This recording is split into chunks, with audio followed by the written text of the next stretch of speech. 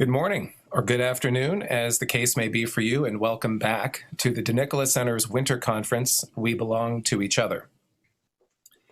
In the hour ahead, our conversation turns to reading and writing, and what we owe to our readers.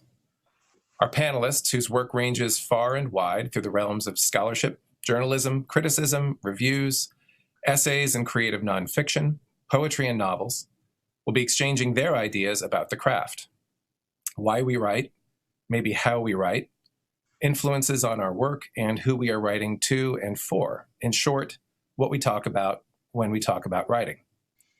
My name is John Nagy, and I may be the only person among the four of us who actually needs to be introduced to the Nicola Center community, given the fine contributions that each of our panelists have made to this conference in previous years. And I will introduce myself because the task is short and sweet. I am the managing editor of Notre Dame Magazine, the quarterly magazine of the University of Notre Dame. And earlier this week, we were invited to plug our books during the session, but I haven't had time since Monday to write one, so I will be plugging to other people. I will put in a plug for the magazine's website, which is magazine.nd.edu, where my most recent reported feature profiles Justice Amy Coney Barrett, a former professor at the Notre Dame Law School. So that is it for me. But that won't be the case for our panelists, who I will introduce one by one. And then each will make a presentation before we move on to the next. Then we'll move on toward an open conversation, and then we'll save plenty of time at the end for your questions. So please note, if you haven't already attended one of these sessions, you may click on the Q&A icon at the bottom of your Zoom screen at any time to submit a question to me. And I'll do my level best to relay all these questions to the panel. So enough. Our first panelist has plenty of books to plug. Jessica Hooten Wilson is the Louise Cowan Scholar in Residence at the University of Dallas in the Classical Education and Humanities Graduate Program. She is the author of 3 books. The first, Giving the Devil His Due, Flannery O'Connor and the Brothers Karamazov, received a 2018 Christianity Today Book of the Year award. Walker Percy, Fyodor Dostoevsky and the Search for Influence. And the third is Reading Walker Percy's Novels. In 2019, she received the Hyatt Prize for Humanities from the Dallas Institute of Humanities and Culture. She is the co-editor of the volume Solzhenitsyn and American Culture, The Russian Soul in the West, a collection of essays on the legacy of Alexander Solzhenitsyn in the Nicola Center's Solzhenitsyn series with Notre Dame Press. And that is the most times I've said the word Solzhenitsyn in a 10-second period. Currently, she is preparing Flannery O'Connor's unfinished novel, Why Do the Heathen Rage, for publication. And that's certainly something I'm hoping to hear about in the next hour. Jessica. Thank you, John. I am so delighted to get to be here this morning. I only wish that I was actually in South Bend, getting to hang out with John and James, all the JWs that are here this morning. I am thankful to get to talk about reading because I can't think of anything more important during our current time and place. And of course, it's always been important to be readers, especially for Christians being people of the book. But why does it seem more pressing now? I think back to a talk I once heard in an Austin bookstore back when people gathered for such things. And I heard Jan Martel, who's the author of The Life of Pi. He was giving a talk, and he ended by saying the most important thing he did every year was to send a novel to his prime minister in Canada. I think most of the audience thought, why would anyone do such a ludicrous thing every year? I'm going to assume that he thinks literature has some sort of benefit. Now, we might have a protest in the audience. You know, I hear this quite often, this refutation that literature can't make us good. But does anyone doubt it can make us better? I would be hesitant to embrace the idea, like most of you, that maybe Stalin would have been a better person if he just would have read Shakespeare. At the same time, we have to also remember that the Soviets banned books. They knew something about the mystery of reading literature that kept Dostoevsky out of the people's hands, that exiled Solzhenitsyn, that censored Bulgakov. What was it that we Americans keep rationalizing away about the power of literature? C.S. Lewis, in An Experiment in Criticism, he asserts that reading has something to do with our moral, intellectual, and emotional formation. Just like in love, when we escape from the self into another, so too in reading. And in the moral sphere, every act of justice or charity involves putting ourselves into another's place and thus transcending our own competitive particularity. In a culture where we're so trained to be autonomous and selfish by every other form of medium, reading might be a small but necessary antidote to keep us human. To read a book is much like listening to another person. For at least a few minutes or a few hours, we close our mouths to hear what they have to say about their experience in the world, whether they're fictional or not. For that small bracket of time, we are attending to another, emptying ourselves of ourselves to receive the gift of another's humanity. When the Black Lives Matters protest happened in 2020, I think everyone noticed what happened to the New York Times bestseller list or the Amazon book lists. Suddenly, James Baldwin and Alice Walker and W.E.B. Du Bois rose to the top. White people wanted to understand Black rage. They wanted to know more about the Black experience in America in ways that they had not previously listened. They found that something was missing from the white experience of the world, and their initial response was correct. To see with another's eyes, we needed to read other people's stories. The problem then has been how to solve the gap in our reading experiences and how to solve past prejudices.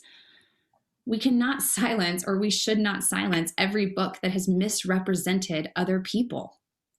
The move to cancel culture, for example, Homer because of his misogyny, or Shakespeare because of his anti-Semitism, removes from reading the very practice of humility, charity, generosity, and empathy that the act seeks to inculcate in us. Lewis warns that the use of the guillotine can become an addiction. Under vigilant criticism, a new head falls nearly every month. The list of approved authors will grow absurdly small, and no one will be safe. When Lewis writes of these books, he sounds as though he's describing people. He nearly conflates the two. And I think we do best to imagine books as people, that we might approach them with more virtue. We know that people are not perfect, or at least we should know that. We know that they suffer faults as we do. We are all people sharing the same imperfect humanity, and so we bear with one another. We converse with each other. We hear people out on what they think and believe and love. And hopefully we tell them when they're wrong. The person who approaches a book as though it has nothing but faults will be likely to find them in plenitude. But the person who opens herself up to a book, assuming that the line that divides between good and evil runs through its heart as well, may learn something about herself. We should not presume that our eyes are the only eyes that matter. Lewis says such an attitude will lead us to inhabit a really small world, likened to a prison. Instead, in reading great literature, I become 1,000 men, he writes, and yet remain myself. Like the night sky in the Greek poem, I see with myriad eyes, yet it is still I who see. We need books as much as we need other people, for we are all parts of each other's stories. No one is the author of her own tale, so we should not pretend to be the only character. I hope to have a further discussion with James and John about the power of literature. But for right now, I'll go ahead and stop. Thank you, Jessica. I think that reading as a form of and as a practice in cultivating empathy and charity and generosity is a perfect place to begin. We'll move on for the moment to James Matthew Wilson.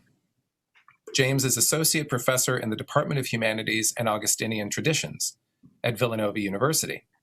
A poet and critic of contemporary poetry, his work appears regularly in such magazines and journals as First Things, The Wall Street Journal, The Hudson Review, Modern Age, The New Criterion, and many others. He completed his PhD in English literature and his MFA in poetry here at the University of Notre Dame. James is the author of 10 books, including the recent poetic sequence, The River of the Immaculate Conception. And his latest collection of poems, The Strangeness of the Good, was recently released by Angelico Press. James, welcome. Thanks, John. Thanks, Jessica, for your thoughts and your words, and thanks to everybody for joining us in this compromised but better than nothing way. I look forward to seeing you all at Notre Dame's campus again someday soon.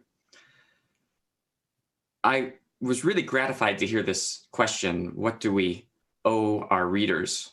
And the way in which it thinks through all things in terms of, including literature, in terms of belonging to one another. I'm going to start in my thoughts, not with St. Paul, who tells us we are not our own, but with the St. Paul of Notre Dame, Alistair MacIntyre. Even those of you who do not have a particularly strong interest in literature will probably know MacIntyre's great claim in Whose Justice, Which Rationality, which tells us that the Greek culture out of which the moral arguments that he discusses and traces in that book arise is a Homeric culture. For the philosopher, that's a very convenient observation to make. For the writer, especially for the poet, it's a bit of a nightmare to envision a society that takes as its sort of foundational stone around which footnotes and commentary emerge as the culture develops. To begin with a poet is quite a burden. And I think writers over the course of Western civilization have felt that burden.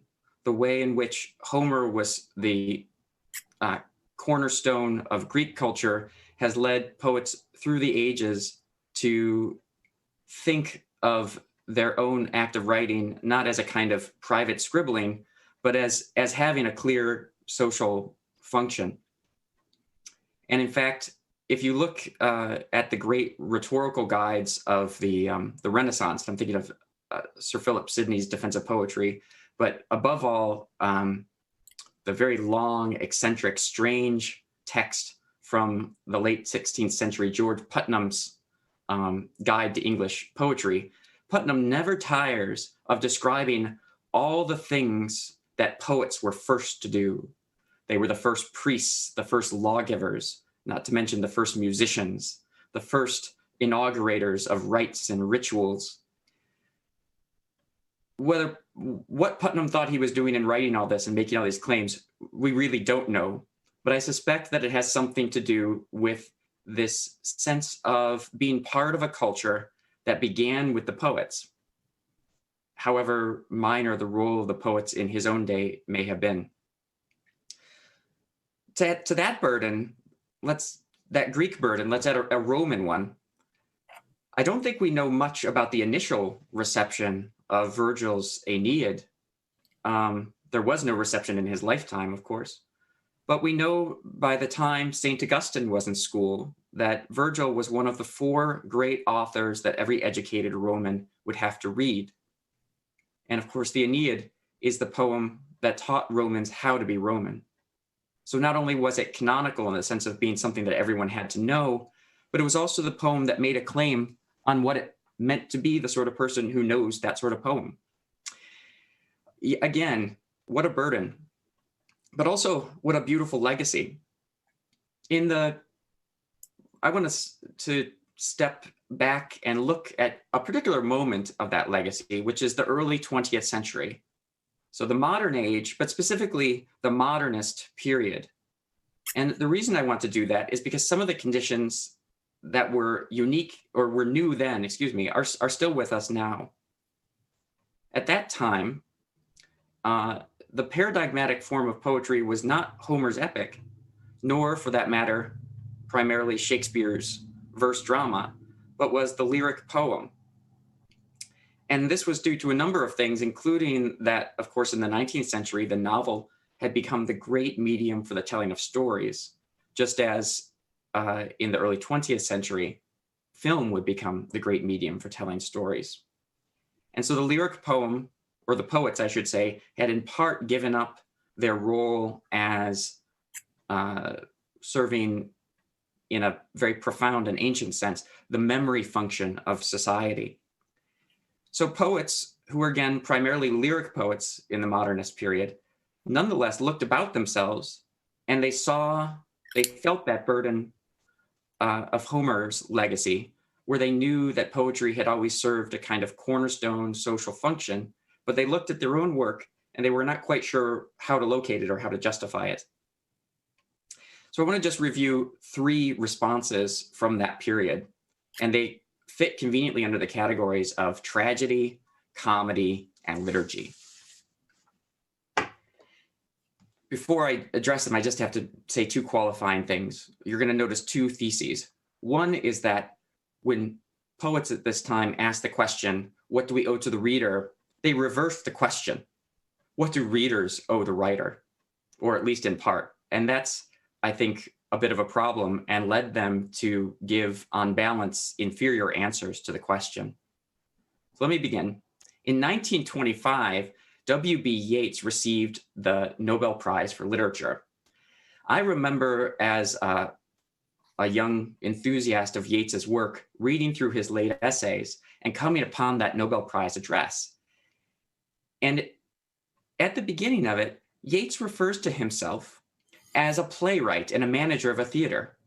In my naivete, I thought, oh, that's strange. I always thought of him primarily as a poet, but that's how he was known. It took me reading Roy Foster's biography of Yates to realize that this was preposterous. This was Yates posing. But why would he pose as a theater owner instead of as a poet? Well, the answer is not hard to find. Theater has a public dimension. Yates, as a playwright, was writing for his society in a way that was visibly manifest in the theater. And those of you who know about the riots that sometimes erupted in Yates's Abbey Theater will know that indeed there was a social dimension. Yates wanted to be, at that time, a public man, as he became a public man later in life, a smiling public man, as he says, amongst school children. And so by emphasizing his role in the theater, he was saying to the Nobel Committee that they hadn't just given an award to a poet for his excellent poetry. They had given an award to a man who was providing Ireland its own national consciousness. And so on the one hand, we might say that he felt that he owed his readers their own identity and a way of understanding themselves. But we also get a sense that Yates, as public man, was also showing what readers owed him, because he becomes a sort of spiritual aristocrat who shapes the culture of a people. Yates was especially drawn to the tragedy, and it was in the tragedy where he most succeeded as a playwright, though his success, most people would say, not I, but most people would say, was pretty limited. Why the tragedy? Because Yates, as a young man, had read Nietzsche's Birth of Tragedy. And it's Nietzsche who tells us that in tragedy, the walls of the self break down. And so it's in writing tragedy that the humanity of the author merges protoplasmically, perhaps, with the selfhood or the humanity of his fellow men. In comedy, Yates said, it's the peculiar and the particular that makes us laugh. So the comedy closes you off. It's almost antisocial, whereas tragedy is the common good, the common selfhood of human beings. In response to this, an early admirer of Yates, the English poet W.H. Auden, took just the opposite position. In the late 1930s, just 2 years before Yates died, Auden edited the Oxford Book of Light Verse. And the reason he edited the Oxford Book of Light Verse, by which he defined nonsense verse, children's verse, and any kind of popular ballad that was more appealing as something to be recited in the drawing room or on the soapbox in the square, than to be read over like a finely crafted lyric of John Donne's. Light verse, he said, was what brought the author, the poet, and the society together. And so it's only, as it were, in laughing together that both reader and writer are reminded of their common social origin, their common concerns.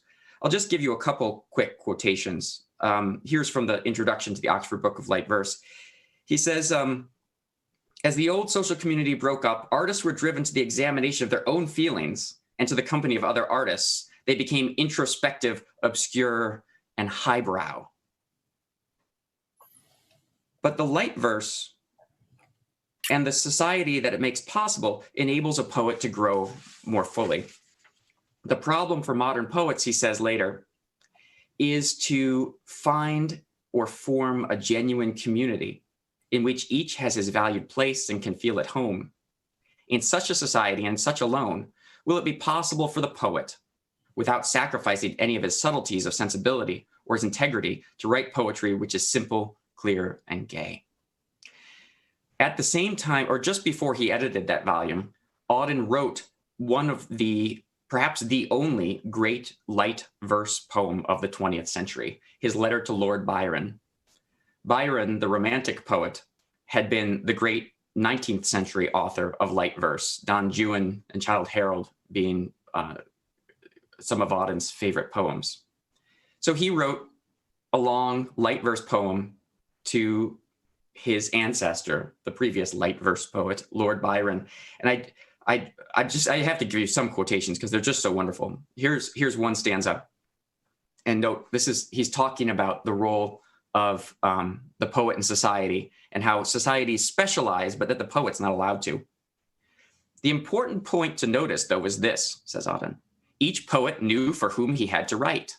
Because their life was still the same as his, as long as art remains a parasite on any class or person, it's all right. The only thing it must be is attendant. The only thing it mustn't, independent. And then here's another one. He says that that other people, that it's just instinctive to human beings to want to be the master of their patch, to want to be independent. And so he understood why modern poets became so highbrow as they left society behind. But that won't do, he says. But to the artist, this is quite forbidden. On this point, he must differ from the crowd, and like a secret agent, must keep hidden his passion for his shop. However proud and rightly of his trade, he's not allowed to etch his face with his professional creases or die from occupational diseases. He was very good. Now, there's yet again a dramatic element here, because though this is a long light verse lyric poem that I just read from, Auden also was a very accomplished playwright. And in fact, with time, he moved from writing plays, which still had a certain quality of what he would call the highbrow about it, towards the opera, which to us might sound more highbrow, but to him, I think, would have sounded more popular because of its integration of music.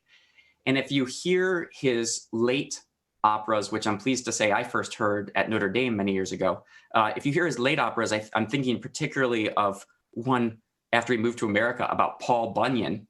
They're borderline musicals. They're no longer opera as we think of Il Trovatore. They're a little bit closer to Andrew Lloyd Webber. And in fact, there's an anticlimactic end to this story. One of my great frustrations in life is that Auden composed lyrics for the Broadway musical Man of La Mancha, but they were not accepted. But he was at least trying to be popular in that regard. One last figure. I've had my WB and my WH. Now it's time for my TS, for T.S. Eliot. Eliot gives us not comedy or tragedy, but a liturgical vision of the poet fulfilling a social function. In 1932, when Eliot visited the United States for the first time in decades, he said to his audience that he should like to write for the drama. And in fact, what he would really like is if he had an audience that could not even read. Now, this sounds a little bit like Yates' spiritual aristocrat who just wants to be in charge of things. But in fact, I think what Eliot was after there was he was dreaming of a society where art was once again fully communal. And of course, an illiterate audience depends upon the theater, upon the society, upon one another to to share in the experience of art, to make that experience possible. Eliot was a great admirer of the music hall, and in the early 1920s, he used to go duck in and hear Marie Lloyd sing her songs and the working class sing along.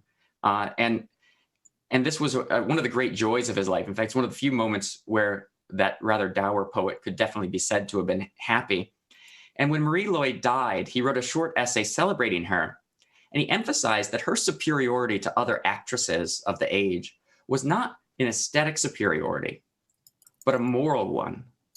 She served as a good or moral influence in society in a way that Eliot, as a lyric poet, would not have dreamed of serving. And so when he finally turned his hand to writing plays, he came to think of them as also serving a moral function. Not tragic, though his plays are often tragic.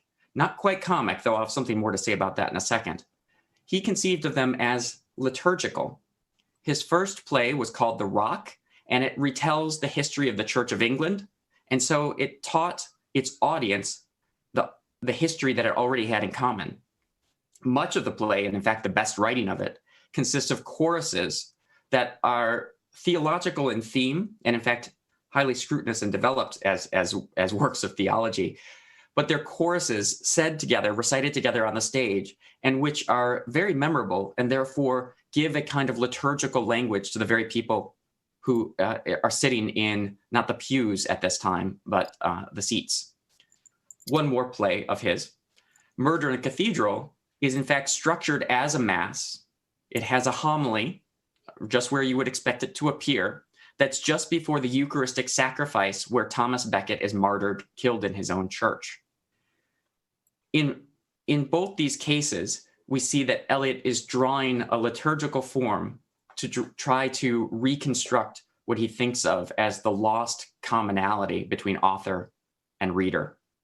And in fact, he thought his plays were rather boring, so he had a sense that by coming to hear The Rock or to see Murder in Cathedral performed, that the audience was in fact performing a kind of penitential act.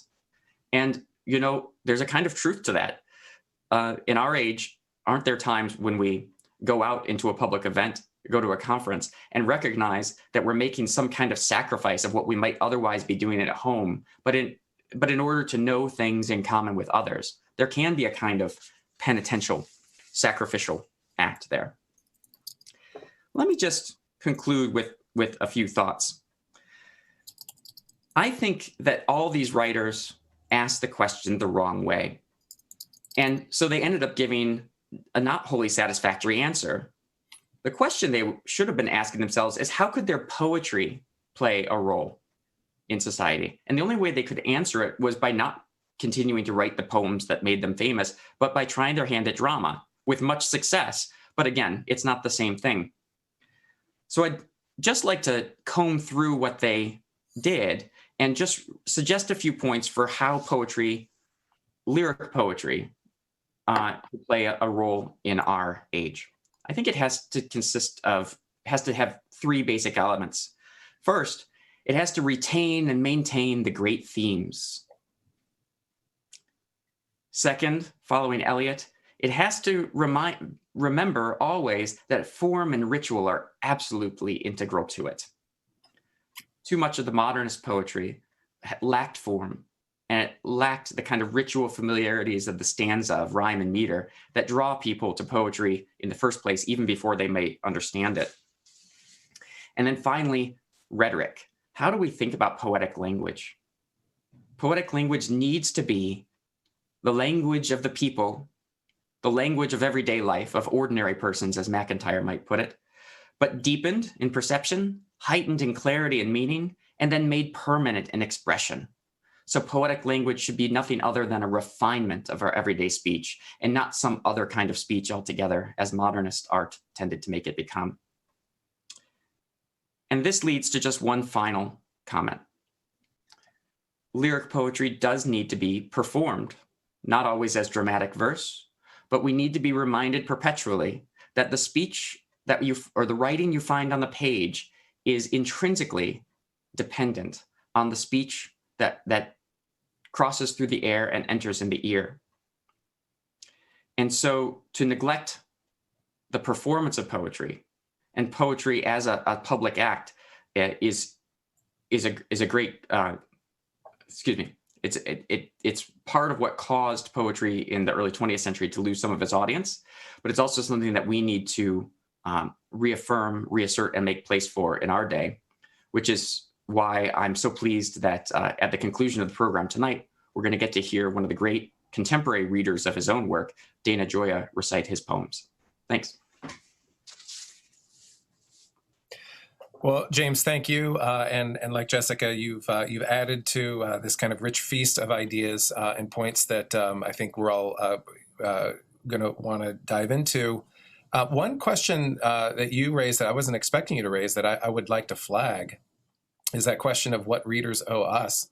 And I was reminded recently, John O'Callaghan, who inherited the mantle as director of Notre Dame's Maritime Center from the great Ralph McInerney, tells me that Ralph was known to point out that no one knows you were reading. Mm-hmm.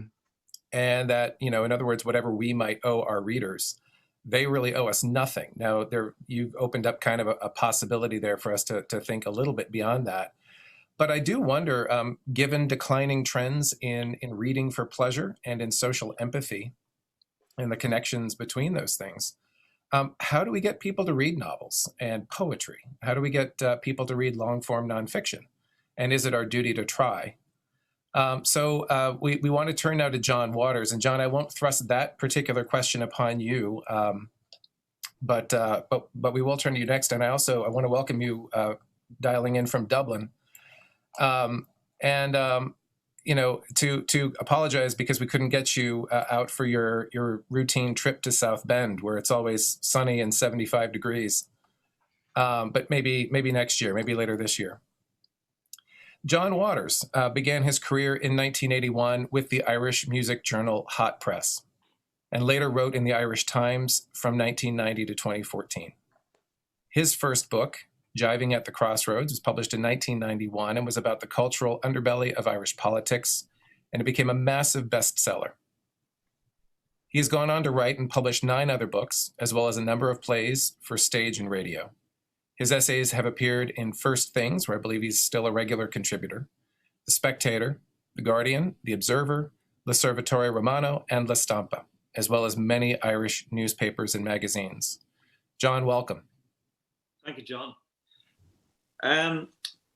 What do we owe? What do writers owe their readers? I think I would answer that very quickly in saying we owe them a hell of a lot right at this moment. We have a huge debt to our readers and to the world for the reason I'm about to outline.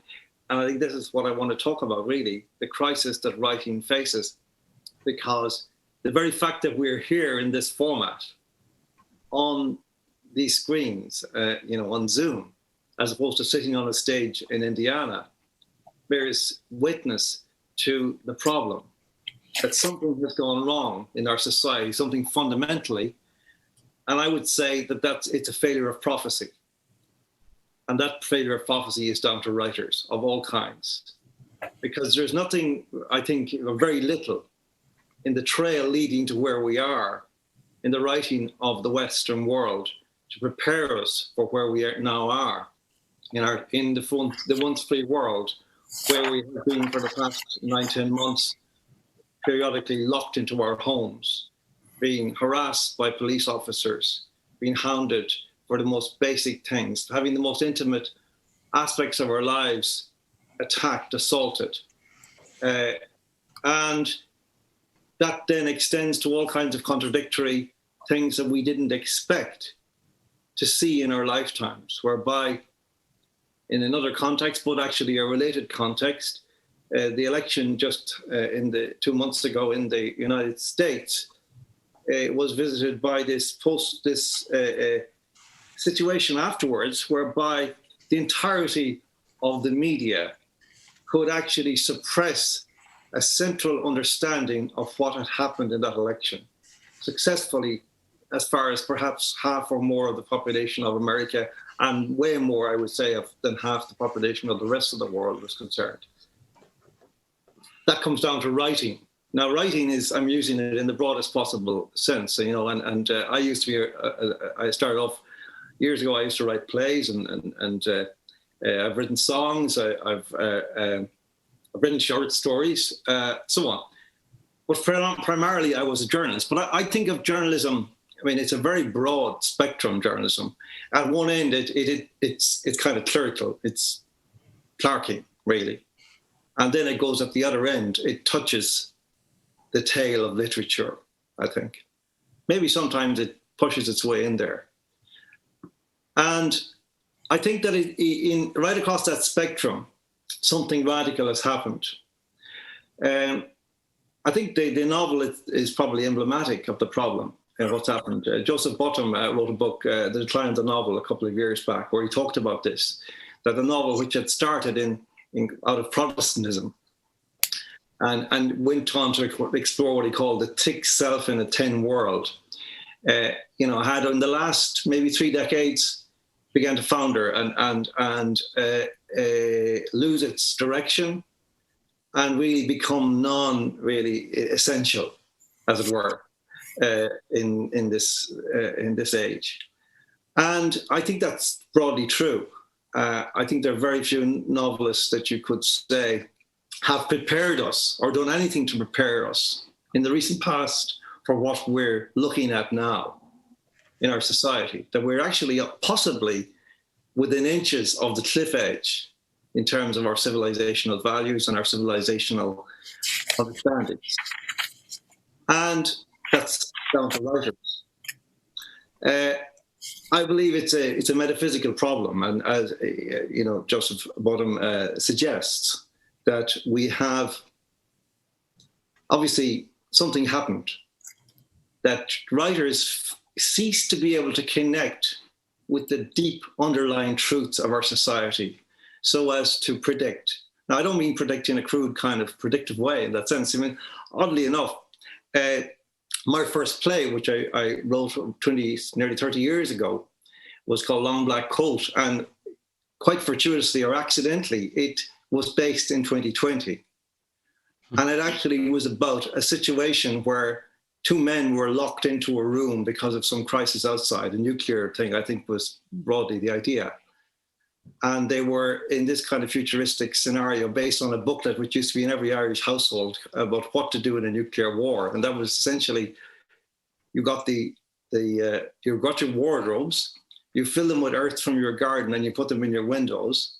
Then you got all your books and you put them on the kitchen table. I've probably got the least books here, so I'm in big trouble if this happens, because everybody else I see seems to have lots and lots of books there. But mine are all in the bedroom, but maybe I can bring them in.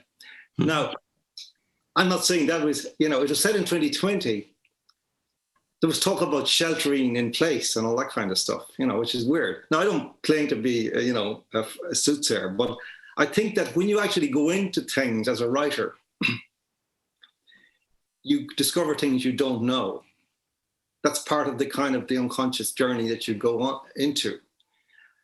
And I think that actually qualifies. In journalism, that can happen also, although journalism is, as I say, can become clerical. I remember I was having a conversation with a senior editor in the Irish Times, and I used a phrase about journalism and what we were doing, as I used the word writing. And he paused and he just looked at me and said, "Journalists are processors of information. Writing has nothing to do with it."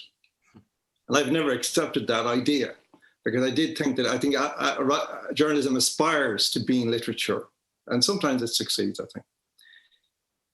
But notwithstanding that, all writers have, I believe, a form of, whether they're aware of it or not, a responsibility that is essentially a metaphysical one. That their function is to expand the imagination of their readers and of the world, so that any possibility is on the table, that people continue to be open, not just to the great, but to the dangerous and the bad and the evil. And I think there's been a failure in that respect for reasons that are complex, but maybe we'll get into them. Briefly, I would say that the very function, the literal technical function of writing, is actually this is, I think, a symptom of the bigger problem, a metaphysical problem. the big metaphysical problem, I think, is that our societies have ceased to look outward. They've ceased to stretch themselves. They've ceased to stand up straight in the world, to look at their horizon and try to stretch to look beyond it. And instead they become self-referential. They become, in a sense, tautological, that everything is based on our own idea of ourselves, and the constructs that we've insinuated into the world. And then we started to believe them to be the world, and we write about them as opposed to writing about them. And if you actually, as a writer now, even in a sentence, go beyond that, people accuse you of getting a little bit religious or something like that. So the language of that is gone from the world. You know, it was once possible to write metaphysically about the world, as it were, and not get into trouble because it was a naturalistic kind of mode of discourse in the secular world, as it were. Now it isn't. And that has created massive constriction around the existence of human beings in the world, I believe.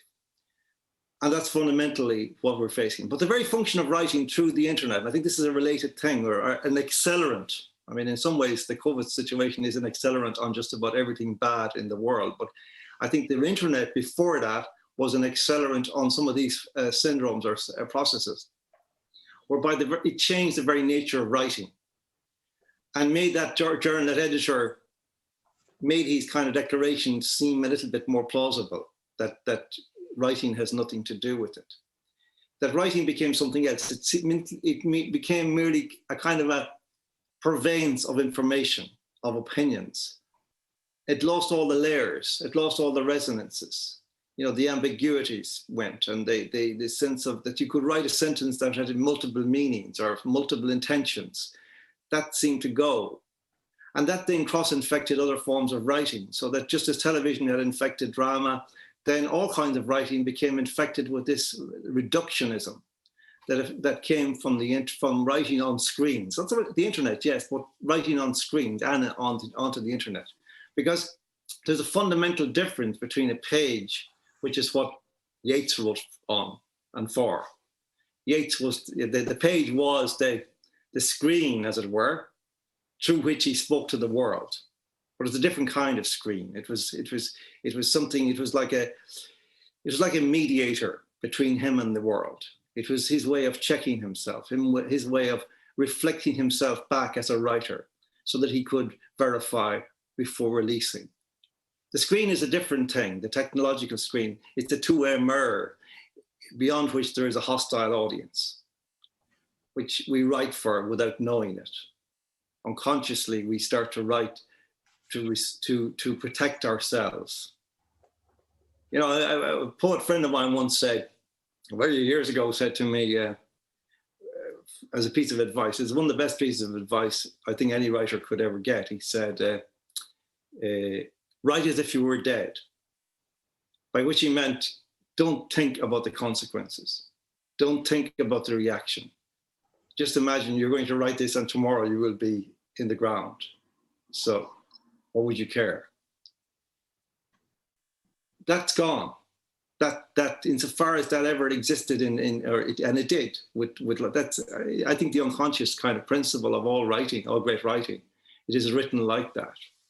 Because you always feel, when you're reading something great, you always feel like you're eavesdropping, that this shouldn't be here, that this is too raw, too personal, too intimate, too something. And that's going, because now everybody's defensive. And there are lots of other things as well, but the very particularities of language, you know, the rhythms. I mean, you know, in Japanese and Chinese society, there used to be all this kind of, the artist was kind of had to learn certain principles for many years before becoming qualified. And the first of these was rhythm, the rhythm of objects, the rhythm of things. You know, like a child, you know, when you see a child playing on the mat, checking everything, every object. This is the discovery of the world. It's not just playing in the sense that an adult might just dismiss it as. The child is beginning with the very first things he or she encounters to put together an understanding of the world by touch, by the senses, by taste, by smell. And through the childhood, you build up that idea. But something's happened in our time, which is that at a certain point, this gets arrested and you start being given second, third hand information. It becomes abstracted. Everything is abstracted and disconnected. And so that's part of that self-referential syndrome, whereby we no longer can actually trust what we think we know. It's no longer reliable. Nothing is rooted in reality, in the given reality, and in the external potential of reality. So that we end up, in writing, as we do in art, with what Philip Reeve called, the anti-culture, which is really just kind of like a parody of what came before. It's kind of a pastiche, a parasitism on what came before. Because everything within literature is self-referential as well. I mean, most of the novelists I know now function, and there are a few like Welbeck, Krashen Horkai, who are exceptional because they are outside of this. But most of them are actually, in a sense, they're almost in the literary Olympics. They're competing to write a novel that would be different to the others and better by some literary measure that nobody really understands other than the writers themselves. And so it doesn't connect to the world, and it's self-consciously disconnected from the world. And that's why terrible things can happen in our world, and there is no possibility of seeing the trail of them, the track of them there, to understand where they came from. Suddenly they appear. Suddenly we wake up and we're in a Orwell novel or a Huxley novel, and nobody told us this could happen. We couldn't imagine it happening, but then it's happening. And we spend 9 months scratching our heads trying to find words to describe what we feel about this. Because literally there are no words to describe it. Nobody's given us those words. Nobody suggested words to us before about these things. So we're scrambling now to find words to put on these extraordinary events. So that's essentially what I wanted to say.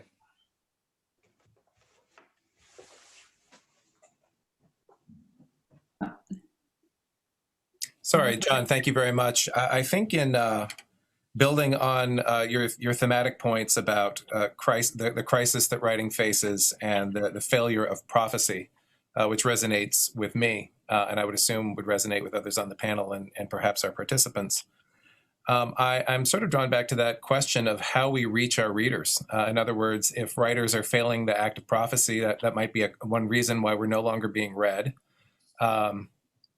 And it could also be that other medias, I think James may have suggested, we're fighting against other media. That's certainly an assumption that is common in producing university magazines, that we're not competing with each other. Of course, we're competing with remote controls and cell phones. So how do we reach our readers? And actually, it also brings to mind, Jessica, an idea that I think is something you found in your studies of Walker Percy and Dostoevsky, that Percy felt that novels were sort of the best way of communicating and popularizing big ideas. And I'm wondering if that is still true. A lot, I think, would have changed since he made that observation. And I suppose it's a question that would apply also to poetry and to long-form nonfiction. Are you looking for responses? Because I'll go ahead and jump in. Yes, please.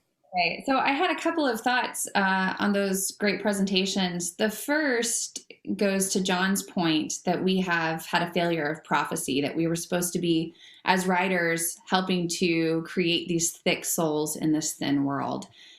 And one of the problems is the tension between having to be a writer who has the time for contemplation and stillness and space, and the demands of the market, that if you're going to be heard and your voice is going to be amplified, then your publisher is going to ask you to be on Twitter and to be on Facebook and to be, right?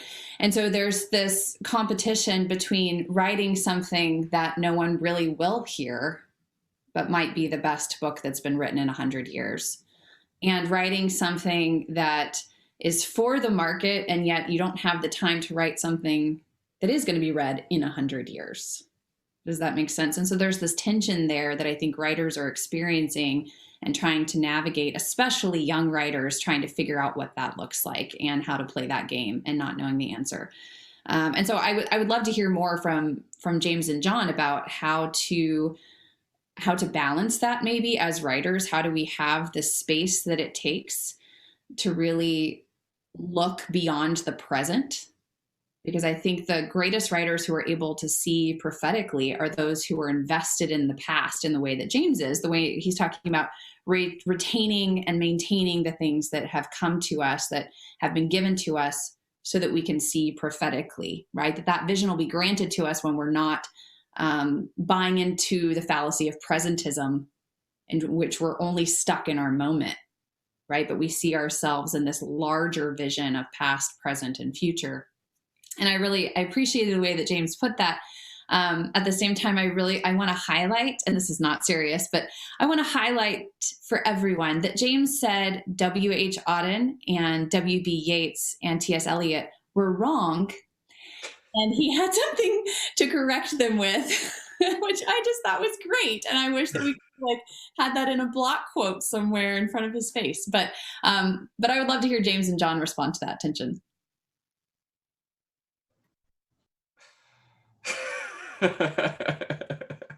That's what you got from my comments, huh?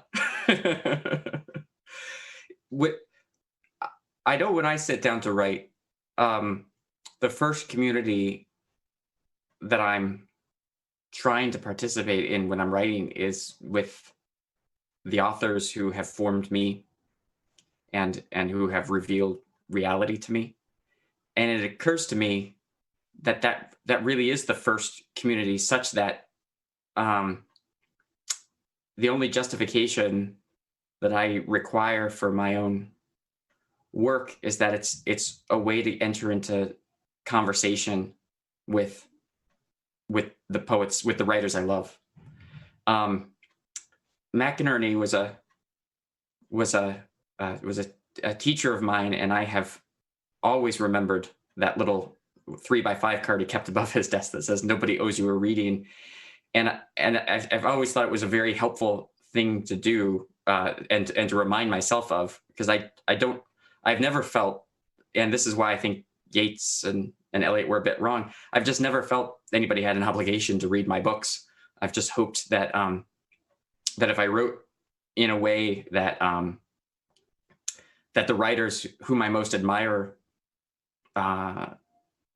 did, that is to say, if I wrote in such a way that my work would have the effect that their works had on mine, then that would take care of itself. That's not to say that thinking about what a writer owes the readers and perhaps what readers owe the writers is not something that we need to be thinking about. I think John just showed us that it really is. But I think there's a different kind of spiritual community that's at the forefront of one's mind when you're sitting down to write a poem.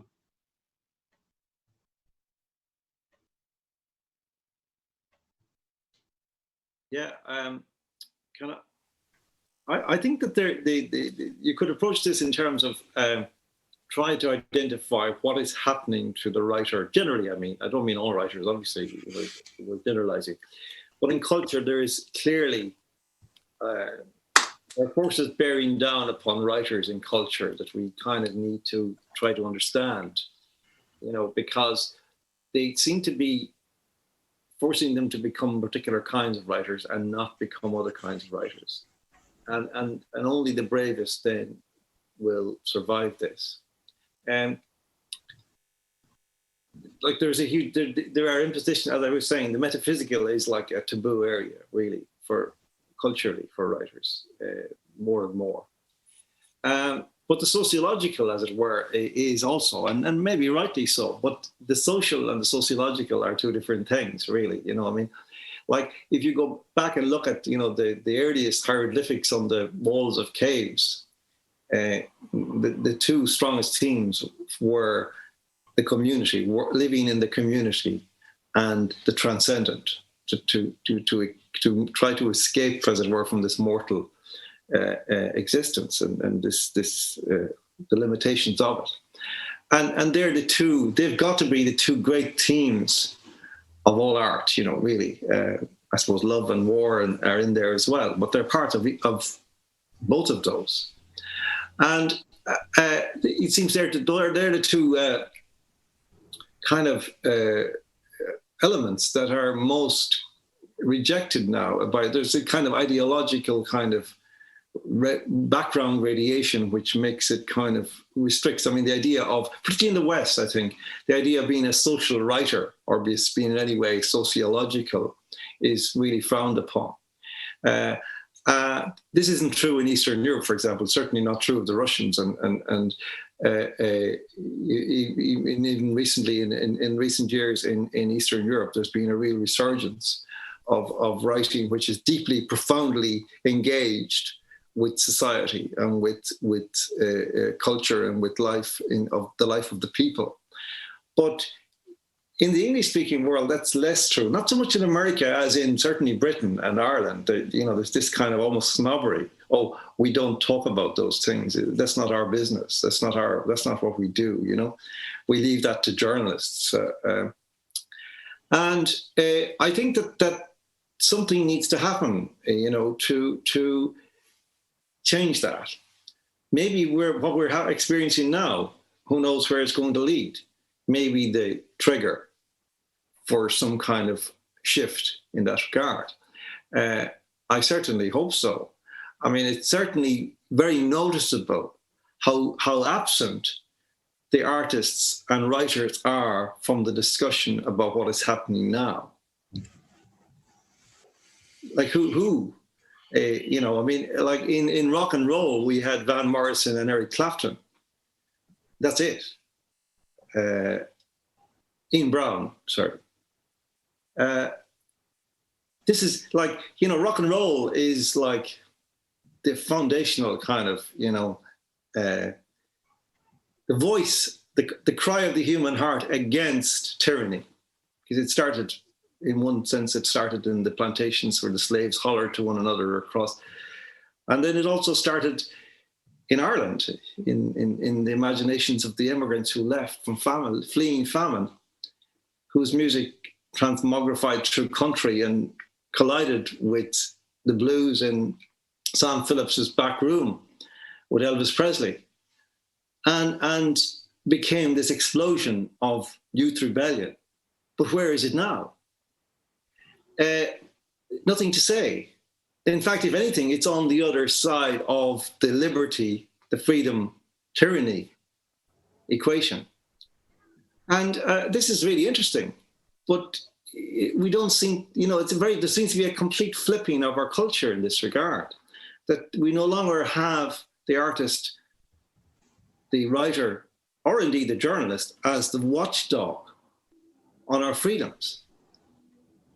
And I think that's where we need to sit. We need to unpick what happened there. There's been a kind of a tangle that happened since the 1960s and the revolution and all of the ideological kind of underpinnings of that, which kind of seem to have fossilized and not in any way adapted to the changing climate environment that has happened in the interim. And certainly, the externals are much different now than they were then, but it's like they're not. It's like all these people are assuming that everything is exactly as it was in 1968. And for that reason, they're afraid to speak in case they might be deemed to be uncool or politically incorrect or something like that, or something worse, actually, probably. So I think that's where this needs to happen. But the problem with all of this, the overarching problem, is the lack of an overarching, as it were, Supreme Court of culture to actually hand down judgments about what is happening beneath. Because it is the writers and the artists who commentate on reality. And their commentaries, in a certain sense, define reality, even when reality isn't like that. And I think that's another problem that we have, that we need to start thinking about. But who's the we? If we are all part of the writing and the artistic community, and it is caught up in these kind of fossilized traps, then where does that impulse come from? I don't know. Well, John, I think one thing I'm hearing in what you're suggesting is kind of a revival of the virtue of moral courage among writers, and that may be a bridge into a question that I'd like to introduce from one of our participants, Deirdre, and she directed this particularly to you, Jessica, but to all the panelists. She asks, several conference speakers have raised the need to enrich our moral imagination. As authors and teachers of literature, how can the act of reading, and she specifically mentions fiction, but I think it applies across the board, how can the act of reading enrich our capacity for accompaniment, compassion, misericordia, and empathy? So Jessica, do you want to start? Or? Yeah, sure. Great. So I'm a huge fan of C.S. Lewis when it comes to this, because I think of The Abolition of Man, in which he said that we have removed the chests of people and then we demand of them virtue or courage. And what he means by that, removing of the chest is the seat of magnanimity, right? It is the place within us that we have moral responses to the world. Often these come out as emotional responses to the world. And so when culture is convincing us that we are just minds or we are just guts, then Lewis says that novels and poetry and great art and great architecture, right, these call to our chest and remind us that we are indeed made as more than just brains and guts. So the training of the imagination, I'm going to give you a little story. I was at a board meeting. I'm the chair of a board for a classical school, and I was trying to get parents to understand the necessity of integrating arts into our curriculum. And one of the parents raised his hand and said, "Who made you the judge of beauty?" Right? Beauty is in the eye of the beholder. Why do you get to determine what my kid thinks is beautiful? And of course, this was delightful for me because I teach entire semesters on what is beauty in college. So I was like, oh, this is a great moment. We get to have a real conversation. But I knew it was probably not the time to give him my entire semester on beauty, nor is this the time for that. But so I just asked one question. I said, when you saw Notre Dame Cathedral burning, did you feel anything? Why? Why would you feel a building, just blocks and glass and materials were disintegrating? Why does that matter? And I think it speaks to something inside a person that they recognize something beautiful, and it draws something out in them that reminds them of what they're made for. So when you see Notre Dame Cathedral burn, and then you see all these people flooding their money that direction to restore Notre Dame, it's because their imaginations understand that we're more than just guts to be fed. And, none of us want to live in that world that's depicted in that Pixar movie where WALL-E, where they have the little screen in front of them and they're just drinking and eating and kind of floating around in space. We actually want something fuller and richer. I love that quote that John just brought up from Joseph Bottom, that we need to be thick souls in this thin world. So cultivating the imagination, literature does that the same way that art does that, that it draws something out in us that reminds us of who we are and what we were created for.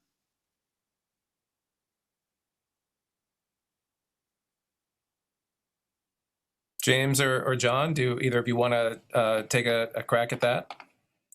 The moral imagination and the act of reading? I thought that was a pretty good response. I mean, we're plugging books here too, so you should read. James has a whole book on this, The Vision of the Soul. I'll plug his. Actually, I do. I have an essay that's going to be published in the next issue of Forma on Russell Kirk and the moral imagination. That you can give to that parent.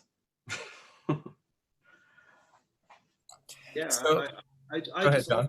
it's kind of obvious to us all that the world that is becoming seemingly so progressive and modernized and technological is moving in the outside lane really fast, but the moral dimensions of it are slowing down, and in some senses they're going into reverse. I mean, in a certain sense, I've often felt in recent times that if you were to think about, this is my own experience because I grew up mainly in the 70s and 80s, and that'd be the 1970s and 1980s. But I think that, I think of the 1980s, even though economically in Ireland was a pretty awful time, in another sense, it was a very beautiful time and a very kind of a time of great possibility.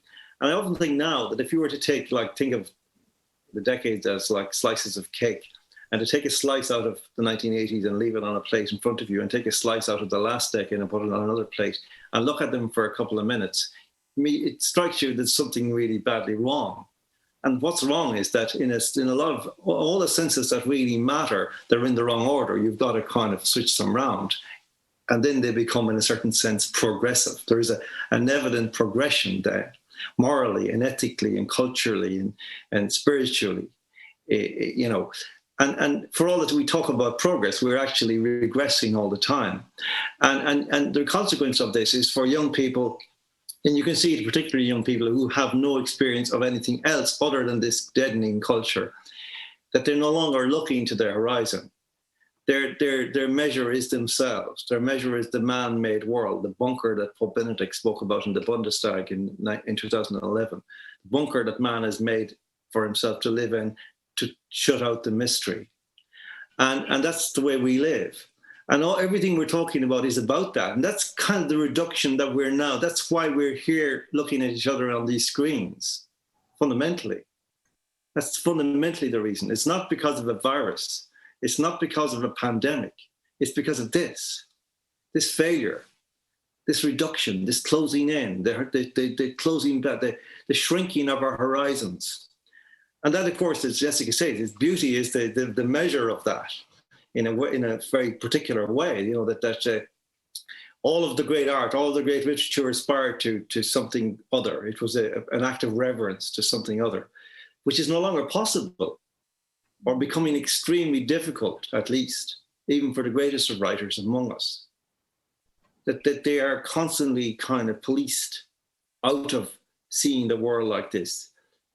And that even if they do, I mean, maybe there are a whole parallel set of writers and poets out there who are actually still doing this, but who are so ignored by the establishment that they're never heard of.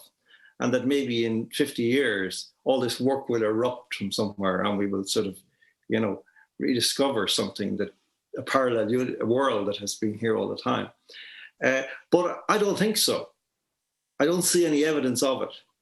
And that's a real concern. And I think that, as I say, the big problem is that there's no place now out of which the guidance might come, the central sense of leadership that would actually inspire and guide the teacher.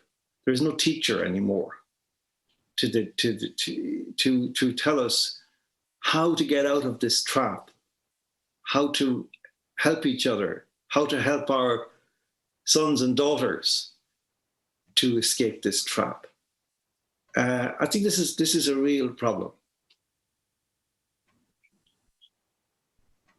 Well, I think we have a question from Jake, a Soren Fellow of the Nicola Center, who's majoring in English, that asks at least one part of that in follow-up. So a young reader who is asking, how does one decide what to read? If literature truly does transform us, and if it does allow us a selfless personal encounter with an author and his or her ideas, how do we discern what literature is worthwhile? So, you all teach, what do you read with your students and why?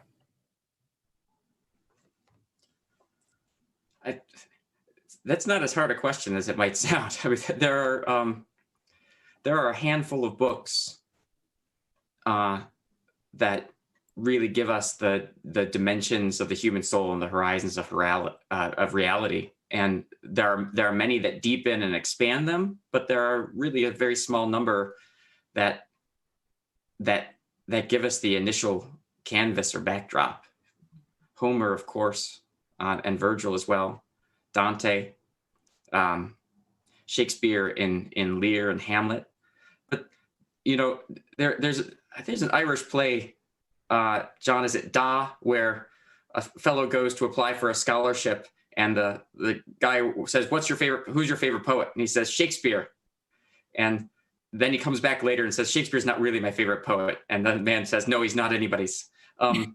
Some of these poets are so great that it feels like reciting a cliche to mention them. But they do need to be read. I felt like I was lied to in my early education. I was in college before I read Plato. Before I read Homer and Dante, and I felt like somebody had been hiding all the good stuff from me. So every person needs to read the Phaedrus. Everybody needs to read John's Gospel. Gosh, we could do it in a semester. You don't even have to study PLS to read all the books that you need essentially to read. If I can add to that, because I actually really love this question. And I was turning to my Experiment in Criticism, which is one of my favorite books when I try to teach students how to find great things to read. Lewis actually says, instead of judging the literature itself, judge what it does to you. So does it demand good reading? So bad literature won't actually ask anything of you, right? You won't have to attend to it. You can usually scan the sentences. I'm not really sure that the words matter that much. So I always read things that students give me so that I can actually argue about whether it's good or bad literature. So back when Twilight was popular, I read one of those. And it's easy to see why it is not good reading, right? Why it just feeds you pleasure and is separated from the moral edification that James was talking about when he started his talk. He said he referred to Philip Sidney, the defense of poetry. And Sidney, drawing from Horace, is saying pleasure and edification. Those things shouldn't be shut off from one another. This idea that you have to turn off your brain to read, or you only want to read something that turns off your brain because you associate pleasure as distinct from edification, is a problem.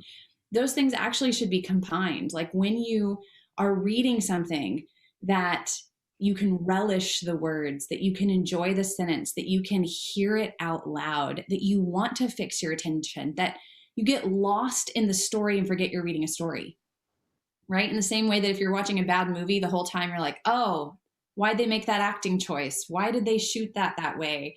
Why are they drawing out this scene? Same with great literature. You get so lost in it, you're not questioning all of the pieces because you're invested in it.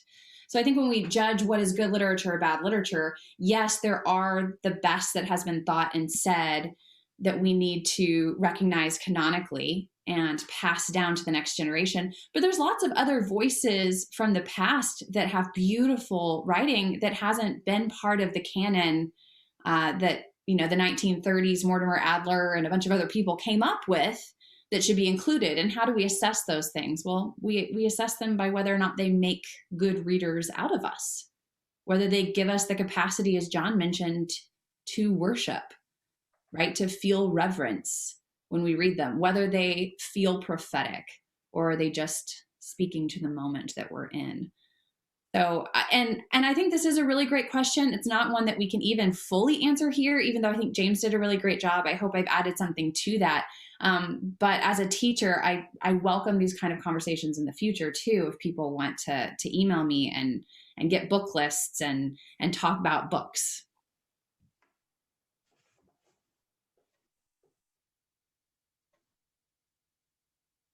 Well, we have about time for one more question. And this is an open question from Soren Fellow Francesca Casarella, who says, safe spaces abound in almost all campus settings.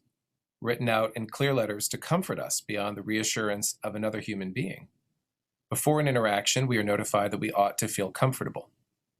In contrast to this cultural trend, does the author have an obligation of necessity to confront or comfort a reader? And relatedly, what role does an author's exercise of prudence play in writing and disseminating his or her work? Does anyone want to take a stab at that?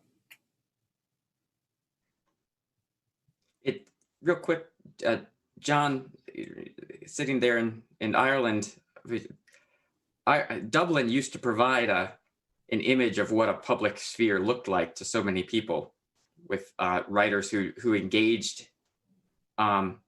actively in the public realm. And I know in my time there, it still seemed as if poets like Mehen and Heaney occupied that space, as did scholars and writers such as yourself. And I think I want to just return to your language of prophecy, that is something that needs to be reclaimed, and it can only be reclaimed through, to use the language of the question, through something closer to confrontation. The great ideas of our public sphere, or maybe I should say the great authors and books of our public sphere, are not meant, in contemporary America, are not meant to be read. They're meant to be purchased so that you can see the author's perhaps ethnic name on the cover and then set it on your shelf to display that you are open to other cultures. There's no actual engagement there or in our day. And I don't see how there's going to be one unless people are willing to have a certain prophetic confrontational courage once more. Yeah, you see, that question of the safe spaces, the next word that comes into my mind is anxiety. We live in an anxious age, and we have to ask, well, the anxiety is related to the problem I described. It's a metaphysical problem. It's that we're not accompanied by anything greater. We are lost. We have no map. We don't know why we are here. We don't know where we are going. We're just moving aimlessly across the landscape. And many young people are in that particular situation really, really badly. And yet they're told that this is the most progressive and the most enlightened age that ever was in human history. And I think that we, have we really need to start thinking about Robert Bly wrote a book once called The Sibling Society, which has kind of come into my head as people were talking, because it's like this line of culture, the vertical line, and it has been replaced by the horizontal line of culture, where everything is self-referential, everything happens between generations, and generations get thinner and thinner. And the strong line of vertical culture coming down from the past is severed, is ruptured. And I think that's really, really true now. You can see it. And the result, as he said, was this book came out 25 years ago, and it was genuinely prophetic, because he was talking about hordes of envious siblings tearing each other apart, pummeling the chests of their fathers and calling them fascists. Right? Amazing prophecy in its time. And I think, so how do we get out of it? And I want to go, in that context, go back to the last question about, because what Jessica and James said is, they may give I couldn't really improve on the kind of the reading list that they embarked on there. But I would say there's a part of it missing, because without the other part, it becomes a theme park. And the other part that's the enunciation. The other part is the denunciation, which is vital for our culture. That we need now a literature of denunciation, which I think the inspiration comes from the East, from the Russians, from the Czechs, from the Hungarians, who have lived with tyranny for so long that it is in every word, it's between every word. And I think our young writers or non-writers, everybody need to read this so that they can internalize this experience. And people like reading Hannah Arendt, the extraordinary stuff she has written, and it is literature, in my opinion. It is the finest of literature about totalitarianism. And because this is where we are, I think we cannot exaggerate the moment that we have stumbled into. And we are completely at a loss for voices, for ideas, for words to describe our experiences now and predict, again, what might happen next. Where can it possibly go? Where can it possibly not go? So I would suggest, a literature of denunciation for a brief period.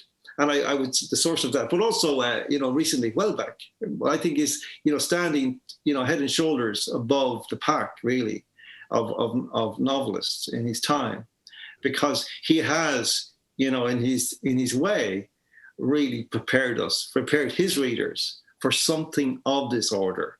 Not necessarily this specifically, but he has put us in the frame of what, mind, gut, heart, if we still have a heart, to anticipate this at some level.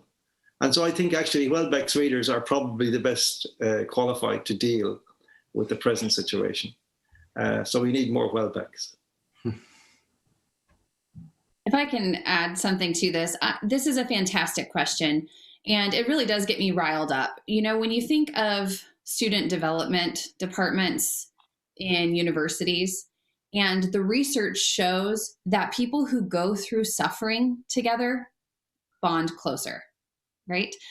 And yet what do student development departments do but to remove all obstacles out of students' ways and to give them heightened experiences of elation and expect them to all become friends out of those experiences, right? Do we really see the number of suicides going down the more that we are creating safe spaces and clearing the way? Do we see less violence and less protest and less insurrection the more that we are providing these safe spaces? No, we're creating tunnel vision where you're only going to hang out with people who think like you until you think the entire world thinks like you. And when you come up against someone who doesn't, you have no idea what to do about it. I'm really frustrated with people not understanding the necessity of suffering and conflict and the reality of the world, which demands moral courage. If you're going to have moral courage, then you have to have something to stand up against. You have to have something to fight. You can't have moral courage if you're walking around with a bulldozer in front of you being provided by the government and the censors and your friends. You absolutely have to put yourself into those situations in which the reading scandalizes you. It offends you. You find something problematic that you need to address and think through and wrestle with. I think we see this throughout scripture. I think we see this throughout culture. And the more that we run away from that and pretend that reality is better when those things don't exist, the less that we're actually living in the world that God created. It is a fallen and it is a dark place, and we are not going to know how to live through it and address it or become the thick souls we need to be if we continually run away from the literature that reminds us of what reality is. And I cannot imagine a better note on which to end this conversation. It's ended all too quickly. Thank you, all of you, all three of you, for an excellent conversation. I feel like we just opened things up and would have a lot more to say. Unfortunately, that's all the time we have. So the next panel will be at 2:00 Eastern Time. It is What We Owe in Hospitality. You can log in using the same Zoom webinar link for that session as you have for all sessions. And more information and a complete schedule will be available at the Nicola Center's website, ethicscenter.nd.edu. Again, thank you very much, Jessica Hooten Wilson, James Matthew Wilson, John Waters.